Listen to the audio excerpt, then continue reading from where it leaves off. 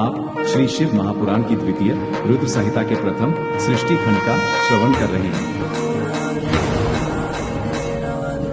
तीसरा अध्याय। कथा का नाम है माया निर्मित नगर में शीलनिधि की कन्या पर मोहित हुए नारद जी का भगवान विष्णु से उनका रूप मांगना, भगवान का अपने रूप के साथ वानर का सामूह देना, कन्या का भगवान को वरण करना और कुपित हुए नारद का शिवगणों को शाप देना। ऋषिगण बोले, हे सूत, हे सूत, हे महाभाग, हे व्यास शिष्य, आपको नमस्कार है। हे तात, कृपा पूर्वक आपने हम सभी को जो कथा सुनाई है यह निश्चित ही आश्चर्यजनक है। हे तात, मुनि के चले जाने के पश्चात भगवान विष्णु ने क्या किया और नारद जी कहाँ गए, वो सब आप हम लोगों को बताएं। व्यास जी बोले, उन ऋषियों की बात सुनकर पौराणिकों में श्रेष्ठ तथा बुद्धिमान सूत जी नाना प्रकार की सृष्टि करने वाले शिव का स्मरण करके कहने लगे। सूत जी बोले, हे महर्षियों, उन नारद मुनि के इच्छानुसार वहां से चले जाने पर भगवान शिव की इच्छा से माया विशारद श्रीहरि ने तत्काल अपनी माया प्रकट की। उन्होंने मुनि के मार्ग में एक विशाल 100 योजन विस्तार वाले अद्भुत तथा अत्यंत मनोहर नगर की रचना की। भगवान ने उसे अपने वैकुंठ लोक से भी अधिक रमणीय बनाया था। नाना प्रकार की वस्तुएं उस नगर की शोभा बढ़ाती थी। वहां स्त्रियों और पुरुषों के लिए बहुत से विहार स्थल थे। वो नगर चारों वर्णों के लोगों से युक्त था।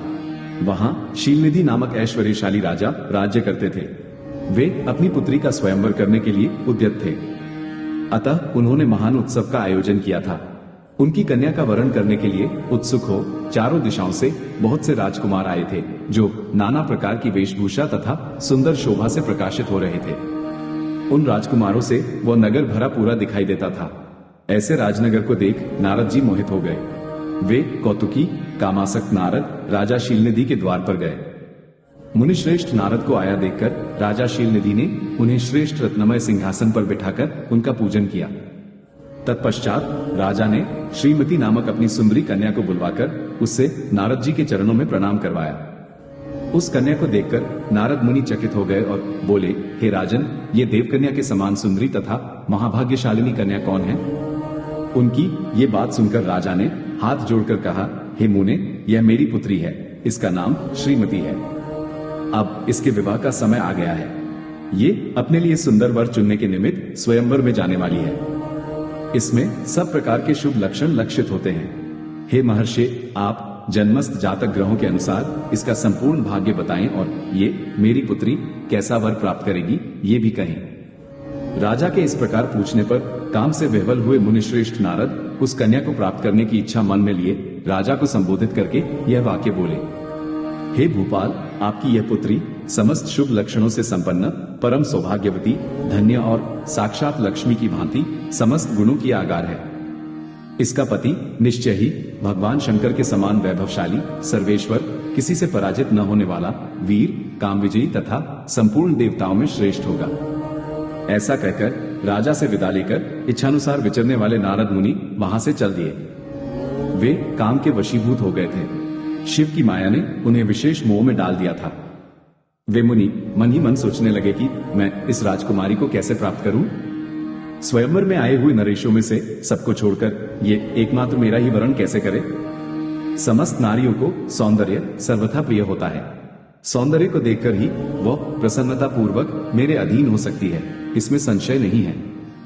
ऐसा विचार कर काम से विह्वल हुए मुनिव नारद भगवान विष्णु का रूप ग्रहण करने के लिए तत्काल उनके लोक में जा पहुंचे।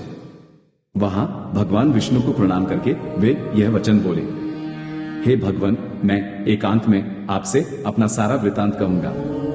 तब बहुत अच्छा, ये कहकर शिव इच्छित कर्म करने वाले लक्ष्मीपति श्रीहरि नारद जी के साथ एकांत में जा बैठे और बोले, हे मुने, अब आप अपनी बात कहिए।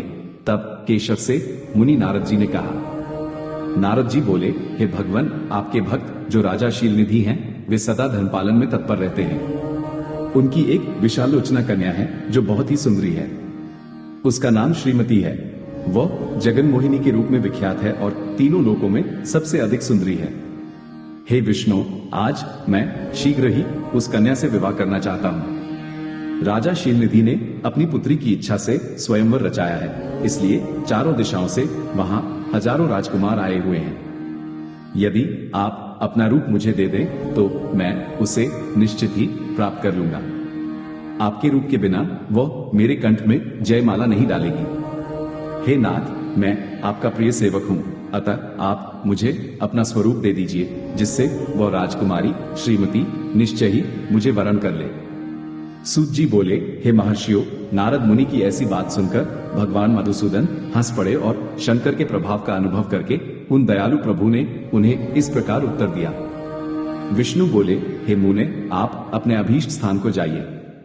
मैं उसी तरह आपका हित साधन करूंगा, जैसे श्रेष्ठ वैद्य अत्यंत पीड़ित रोगी का हित करता है, क्योंकि आप मुझे विशेष प्रिय हैं। ऐसा कहकर भगवान विष्णु ने नारद मुनि को मुक्त वानर का दे दिया और शेष अंगों में अपने जैसा स्वरूप देकर वे वहां से अंतर्धान हो गए।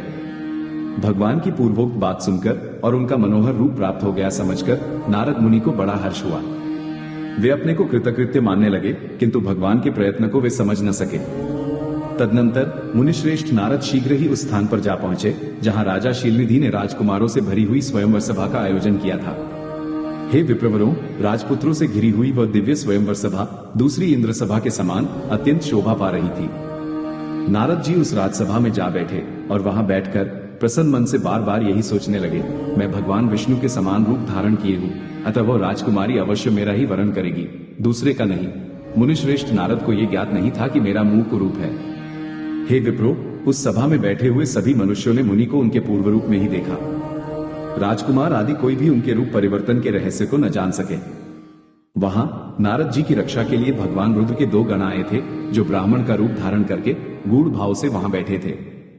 वे ही नारद जी के रूप परिवर्तन के उत्तम भेद को जानते थे। मुनि को कामावेश से मूढ़ हुआ जानकर वे दोनों गण उनके निकट गए और आपस में बातचीत करते हुए उनकी हंसी उड़ाने लगे। देखो, नारद का रूप तो निश्चित ही भगवान विष्णु के समान श्रेष्ठ है, किंतु मुख वानर के समान विकट और महाभयंकर। कामोहित ये व्यर्थ में ही राजपुत्री को प्राप्त करने की इच्छा कर रहे हैं। इस प्रकार की कपटपूर्ण बातें कहकर वे नारद का उपहास करने लगे। मुनि तो काम से विह्वल थे, अतः उन्होंने उनकी यथार्थ बात भी अनसुनी कर दी। वे मोहित हो उस श्रीमती को प्राप्त करने की इच्छा से उसके आगमन की प्रतीक्षा करने लगे। इसी बीच स्त्रियों से घिरी हुई वह सुंदरी राजकन्या अंतःपुर से वहां आई। अपने हाथ में सोने की सुंदर माला लिए हुए वह शुभलक्षणा राजकुमारी स्वयंवर के मध्य भाग में लक्ष्मी के समान खड़ी हुई अपूर्व शोभा पा रही थी। उत्तम व्रत का पालन करने वाली वह भूप कन्या हाथ में माला लेकर अपने मन के अनुरूप वर का अन्वेषण करती हुई सारी सभा में भ्रमण करने लगी। नारद मुनि का भगवान विष्णु के समान शरीर और वानर जैसा मुंह देखकर वह कुपित हो गई और उनकी ओर से दृष्टि हटाकर प्रसन्न मन से दूसरी ओर चली गई। स्वयंवर सभा में अपने मनोवांछित वर को न देखकर वो दुखित हो गई। राजकुमारी उस सभा के भीतर चुपचाप खड़ी रह गई और उसने किसी के गले में जयमाला नहीं डाली। इतने में राजा के समान वेशभूषा धारण किए हुए भगवान विष्णु वहां आ पहुंचे। किन्हीं दूसरे लोगों ने उनको वहां नहीं देखा, केवल उस कन्या ने ही उन्हें देखा। भगवान को देखते ही उस परम सुंदरी राजकुमारी का मुख प्रसन्नता से खिल उठा। उसने तत्काल ही उनके कंठ में वह माला पहना दी। राजा का रूप धारण करने वाले भगवान विष्णु उस राजकुमारी को साथ लेकर तुरंत अदृश्य हो गए और अपने धाम में जा पहुंचे। इधर सब राजकुमार श्रीमती की ओर से निराश हो गए। नारद मुनि तो कामवेदना से आतुर हो रहे थे, इसलिए वे अत्यंत विह्वल हो उठे। तब वे दोनों विप्रूपधारी ज्ञान विशारद रुद्रगण कामविवल नारद जी से कहने लगे।